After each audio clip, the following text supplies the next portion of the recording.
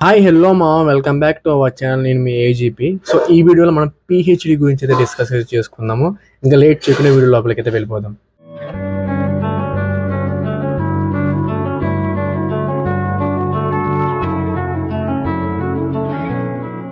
మీ అందరికీ తెలిసిందే కదా, పిహెచ్డి అనగానే ఫిలాసఫీ మీకు పేరుకు ముందు డాటర్ రేట్ కూడా వచ్చేది.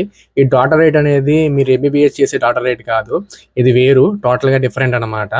సో మనం ఇంకా డీప్కి వెళ్తే కనుక మీ పిహెచ్డి అనేది ఎప్పుడు రాస్తారంటే మీది 10th అయిపోయి, ఇంటర్ అయిపోయి, డిగ్రీ అయిపోయి అండ్ అలాగే పీజీ కూడా అయిపోయి ఆ తర్వాత మీరు ఆర్సెట్ అయితే ఉండేది అనమాట.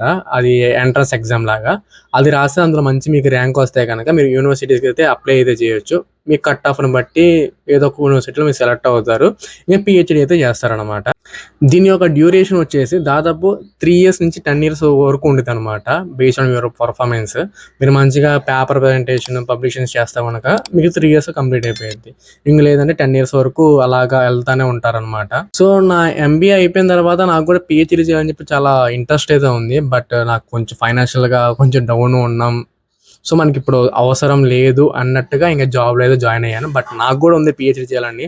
ఎందుకంటే మళ్ళీ పుడతామే ఏంటి. సో ఎడ్యుకేషన్లో హైయెస్ట్ క్వాలిఫికేషన్ పిహెచ్డి. పేరుకి ముందు మంచిగా డాటర్ రేట్ వచ్చేది. మంచి ఒక యూనివర్సిటీలో మీరు ఒక ప్రొఫెసర్ లాగా వెళ్తారు, క్లాసులు చెప్తారు. చాలా రెస్పెక్ట్ అయితే ఉంటుందన్నమాట పిహెచ్డికి అయితే. బట్ అది నాకు చేయాలని ఉంది. బట్ చేద్దాం, వస్తుంది, ఒకరోజు వస్తుంది.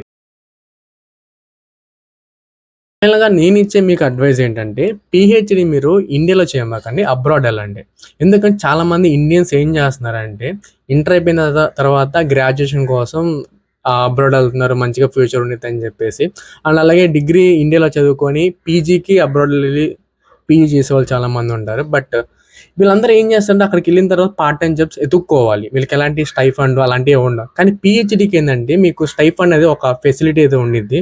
అంటే మెజారిటీ మీరు ఎలిజిబుల్ అయితే కనుక చాలా మంచిగా హాయిగా మీరు పీహెచ్‌డీకి అప్లై చేసుకోవచ్చు యూనివర్సిటీకి. వాళ్ళే మీకు స్టైఫండ్ ఇస్తారు, అకామిడేషన్ ఇస్తారు. మంచిగా మీకు డబ్బు ఇన్కమ్ అనేది సర్టెన్ ఇన్కమ్ ఉంటుంది. మీ కాళ్ళ మీద మీరు నుంచోవచ్చు అబ్రాడ్ వెళ్ళిన తర్వాత. అక్కడికి వెళ్ళిన తర్వాత పార్ట్ టైమ్ జాబ్ దొరుకుతాయా దొరకవా అని టెన్షన్ అయితే ఉండదు.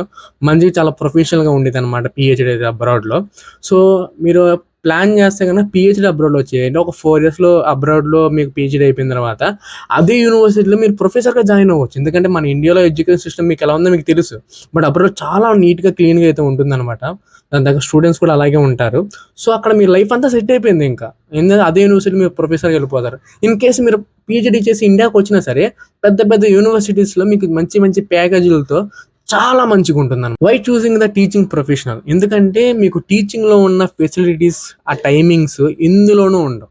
ఎందుకంటే ఫర్ ఎగ్జాంపుల్ చెప్తున్నానండి, అది అంత ఈజీ అని కాదని నా ఉద్దేశం కాదు. అది కష్టమే. బట్ టైమింగ్స్, ప్రాపర్ టైమింగ్స్ ఉంటాయి టీచింగ్‌లో. మార్నింగ్ 9కి వెళ్తే ఈవినింగ్ 5 వరకు. మధ్య లంచ్ బ్రేక్, మీకు పీరియడ్‌కి మధ్య మధ్యలో కొన్ని బ్రేక్స్ అయితే ఉంటూ ఉంటాయి. మన ప్రొఫెసర్స్ ఎలా మనకి టీచ్ చేస్తారో మనకు తెలిసే ఉండేది. 1 అవర్ చెప్తారు, 2 అవర్స్ చెప్తారు. తర్వాత మంచిగా బ్రేక్ తీసుకుంటారు.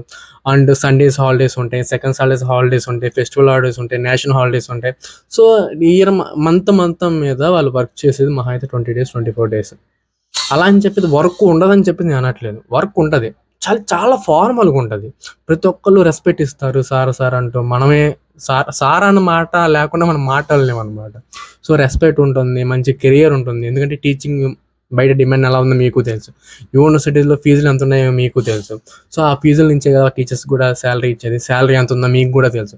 వన్స్ మీరు పీహెచ్‌డీ చేస్తే మినిమమ్ 40K ఉంటదనమాట మీకు సాలరీ, స్టార్టింగ్ సాలరీ. తర్వాత ఎక్స్‌పీరియన్స్‌ని బట్టి ఇంకా సాలరీ ఇంక్రీజ్ అవుతా ఉంటుందనమాట. సో ఫైనల్‌గా అయితే ఇంతే మామ. సో మీకు ఈ వీడియో నచ్చినట్లయితే పక్కాగా సబ్స్క్రైబ్ చేయండి. ఉంటా. బాయ్.